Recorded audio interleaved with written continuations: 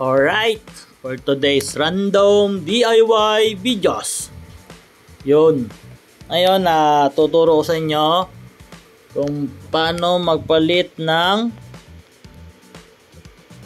plan rate ng ating Vendo Wi-Fi. Alright. Yun.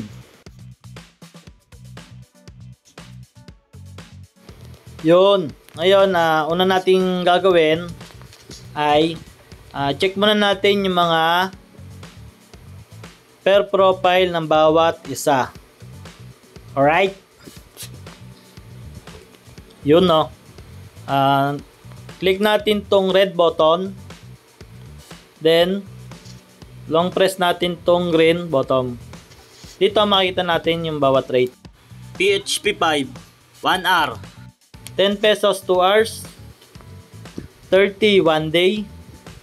55 2 days. 150 7 days. Yun, ito yung papalitan natin. Profile 6 wala na tayo nilagay dyan. Hanggang 5 lang tayo, profile 5. Alright. Ang next nating gagawin ay i-reset muna natin yung per profile para pakita ko sa inyo paano gawin. Yan, ito yung button sa may taas, then click natin yung red. Yan, long press lang. Yan. Then, yun, lalabas na siya. Maki-clear na yung profile. Yan, mare-reset na, no promo rate. Ibig sabihin na reset na siya. Ang next natin na gagawin ngayon, gagawa tayo ng per profile. Click natin tong baba. Yan, papakita ko sa inyo yung bawat profile. Profile 1, tapos profile 2. Gagawa tayo dyan ng 5 profile. Profile 3, profile 4, profile 5. Yan, yan. Hanggang profile 6 siya, hanggang 7. Yun, hanggang 7. Yan, pupunta tayo dito sa profile 1. Click natin yung taas. Yun, day, profile. Ang gagawin natin dyan, R. Click ulit natin yung taas para mapunta siya sa R. Yun. Tapos next natin gawin dyan ay yun. Tulugan natin ng piso para mag-credit siya ng 1 peso equivalent of 1 hour. Bali, gagawin ko dyan kasi 2 hours. Uhulugan ko pa ulit siya ng piso para maging 2 hours. Then, click mo yung baba para siya yun, no? Lalagay natin yung rate. Lagay ko siya diyan ng 5 peso. Then click natin yung baba para ma-save na yung ating profile. Click ulit natin yung baba. Lipat natin ng profile 2. Click natin yung taas. Piliin natin yung R. Pagpili doon, dapat pipindutin nyo lang yung taas ulit. Lagay natin ay 2 hours. Then click natin yung baba para sa rate. Lalagay ko dyan ay 10 pesos. Yun. Then click ulit yung baba para ma-save. Yun, no? Then click natin yung baba ulit hanggang sa mapunta tayo sa profile 3. Click natin yung taas. Lagay natin dyan day. Halugan natin ng piso para mag-credit siya sa 1 day. Then click natin yung baba. Lagay natin dyan kung magkano natin gusto price. Ang lalagay ko dyan ay yun, 20 pesos. Then click natin yung baba para ma-save. Yun, profile save. Next natin, profile 4. Click natin yung baba hanggang makarating sa profile 4. click natin yung taas. Piliin natin yung day. Yan. Tapos, hulugan natin. Yan ng 3 pesos. Para sa 3 days. Tapos, pindutin natin yung PHP. Baba. Lagay natin ay 50 pesos.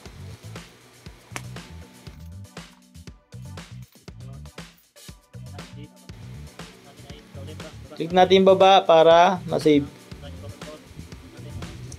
Next ay profile 5. Click natin yung taas ulit. Click natin day.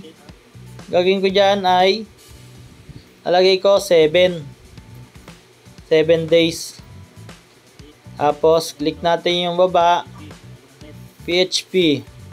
Dito kahit naman magkano ilagay natin, basta ma-meet natin yung rate na gusto natin. Lalagay ko dyan ngayon ay 100.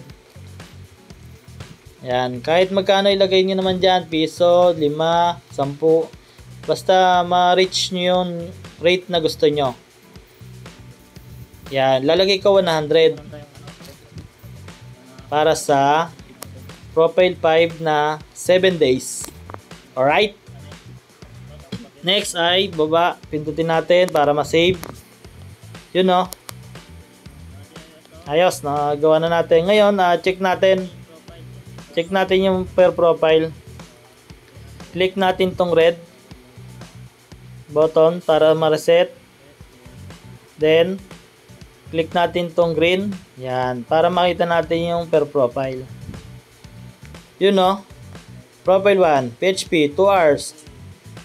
PHP 10, 2 hours. Parehas. 20, 1 day. 50, 3 days. 107 days. Ngayon, yung profile 2, dyan, wala tayong lagay dyan.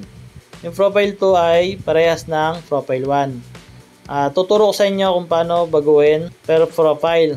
Ito. Kamali kasi tayong lagay itong kanina. Ngayon, tuturo ko naman sa inyo kung paano balikan.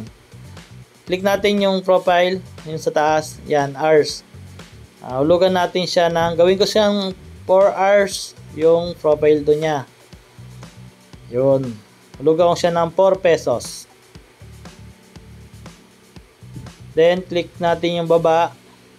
Yun, PHP. Lagay ko dito 10. 10 pesos.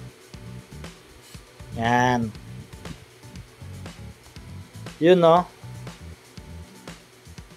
Save natin. Baba. Pindutin natin yung sa baba. Yun. Ngayon, check ulit natin yung ginawa nating plan rate. Check natin yung profile bawat isa. Red button, click natin. Then, yung green button, press 5 pesos 2 hours. 10 pesos 4 hours. Yun na, bago na. 20, 1 day. 50, 3 days. 107 days. Yun no. Nabago na natin. Bali, okay na. Nagawa na natin ng paraan. Ganun, pagka babalikan nyo, edit nyo lang yung sa my profile. Piliin nyo yung edit nyo, tapos yun, gawin nyo lang yung ginawa natin. Yun, next ay gagawin natin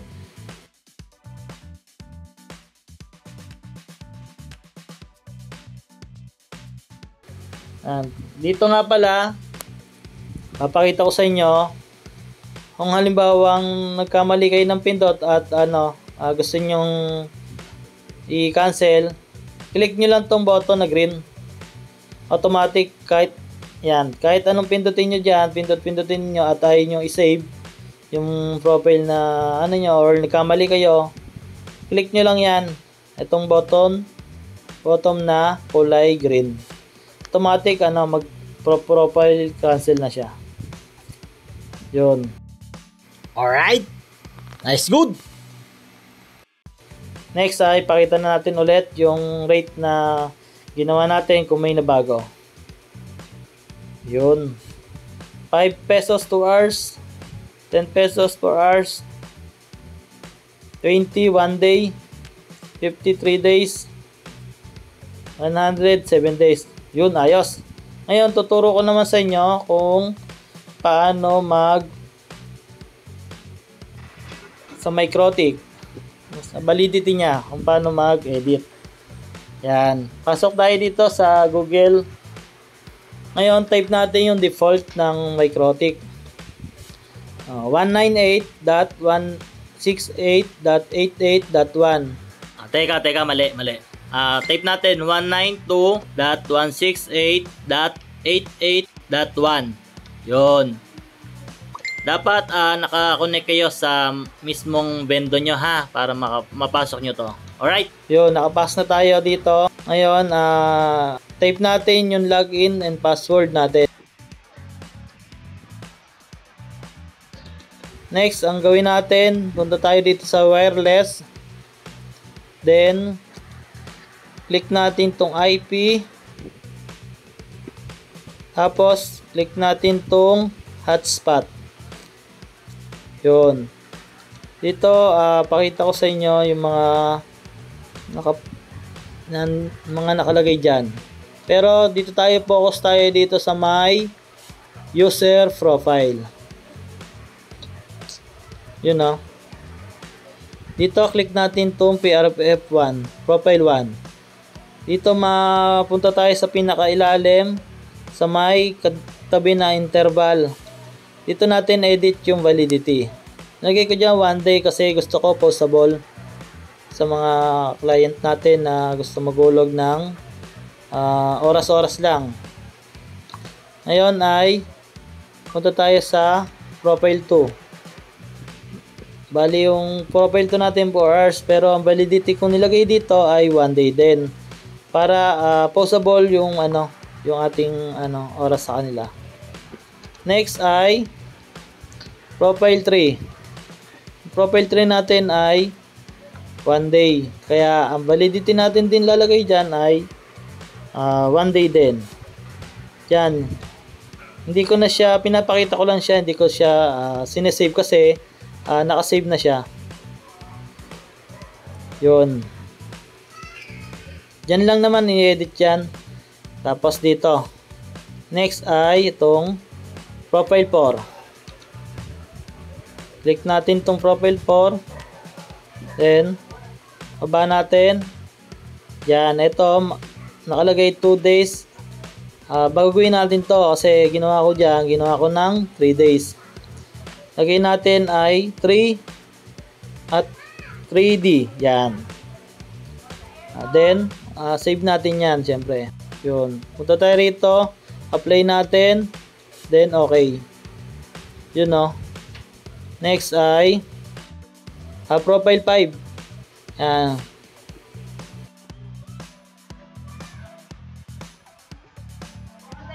Yan. Yun. Nakalagay din naman dito ay 7 days. 7D. Yun no. Ayos.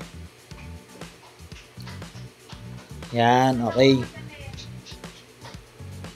Ngayon, yan, napakita ko na sa inyo. Diyan lang naman babaguhin yan ang validity ng ating profile. Ngayon, kung nagustuhan niyo ating videos, pa-like and share naman po. Don't forget to subscribe para sa mga darating na ating mga bagong videos. Alright, salamat! Thanks for watching.